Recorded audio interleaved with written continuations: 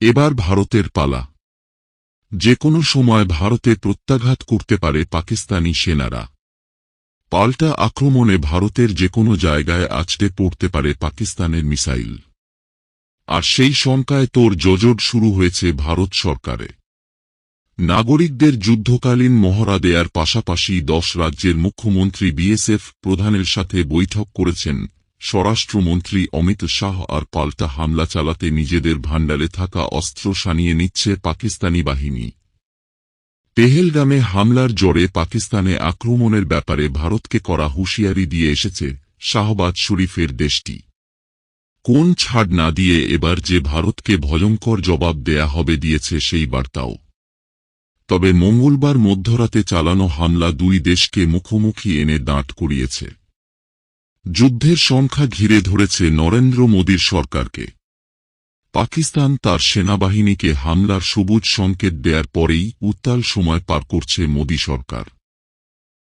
সীমান্তবর্তী ভারতের 10টি রাজ্যের মুখ্যমন্ত্রীদের সাথে তড়িঘড়ি জরুরি বৈঠকে বসেছেন স্বরাষ্ট্রমন্ত্রী অমিত শাহ। যেখানে ছিলেন বাংলাদেশ সীমান্তবর্তী পশ্চিমবঙ্গের মুখ্যমন্ত্রী মমতা ব্যানার্জিও ছিলেন। জম্মু কাশ্মীর, পাঞ্জাব, রাজস্থান, উত্তরপ্রদেশ, বিহার, সিক্কিমের প্রতিনিধিদের সাথেও সীমান্তবর্তী বাসিন্দাদের নিরাপত্তা নিয়ে বৈঠক করেন তিনি। পেহেলগাম হামলার পর থেকেই এই যুদ্ধের সংখ্যায় নিজেদের অস্ত্র ভাণ্ডার সানিয়ে রেখেছে পাকিস্তান। যুদ্ধের জন্য পুরোপুরি প্রস্তুত বাহিনী। হয়েছে মিসাইল আর যুদ্ধবিমানের সফল পরীক্ষাও। পাকিস্তানের প্রস্তুতি সম্পর্কে রাতেই আজ পেয়েছে ভারতীয় বাহিনী। একসাথে হারিয়েছে 3 রাফাল সহ 5 যুদ্ধবিমান। ড্রোন শক্তিতে ঢুকতে থাকা ভারত হারিয়েছে ইসরায়েলি ড্রোনও।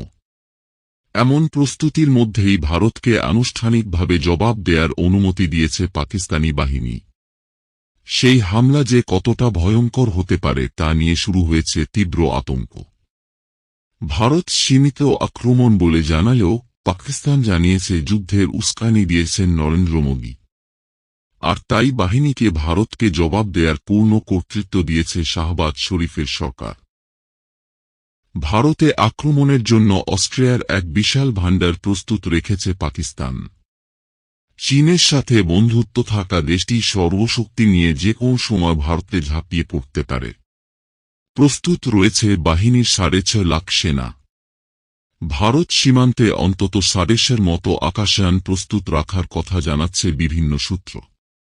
রয়েছে প্রায় 2500 ট্যাঙ্কের এক বহর, অগণিত আর্মার্ড ভেহিকেল, বিপুল সংখ্যক আর্টিলারি, রকেট লঞ্চার, নৌবহর নিয়ে পুরোপুরি তৈরি পাকিস্তানি বাহিনী।